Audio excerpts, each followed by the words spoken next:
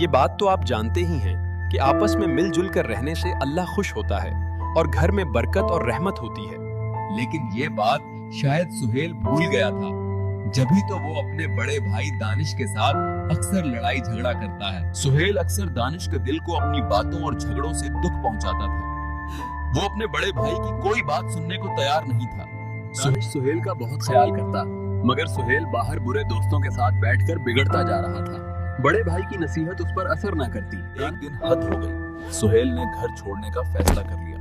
दानिश ने उसे बहुत समझाया, मगर सुहेल की जिद के आगे वो हार गया। सुहेल अपने आरामदाह घर को छोड़कर नामालूम रास्तों पर निकल खड़ा हुआ। उसे लगा कि वो अकेला दोस्तों के साथ खुश रहेगा। कुछ दिन तक तो सुहेल के दोस्तों ने उसका खूब ख्याल रखा। कोई खाना खिला देता तो कोई अपने घर सुला लेता, मगर आखिर कब तक। जल्द ही सुहेल को एहसास हुआ कि बाहर की जिंदगी इतनी आसान नहीं जितना वो समझता था। दोस्तों के रवैये बदल गए और सुहेल अकेला पड़ गया। भूख और तन्हाई ने उसे तोड़ दिया। अब उसे अपने भाई की कदर और घर की याद सुताने लगी। थक हार कर वो वापस लौटा। दानिश ने उसे गले लगा लिया, जैसे वो उसी का इंतजार कर रहा था। सुहेल अब आटा दाल का भाव समझ गया था। वो घर की और अपने प्यारों की अहमियत समझ गया।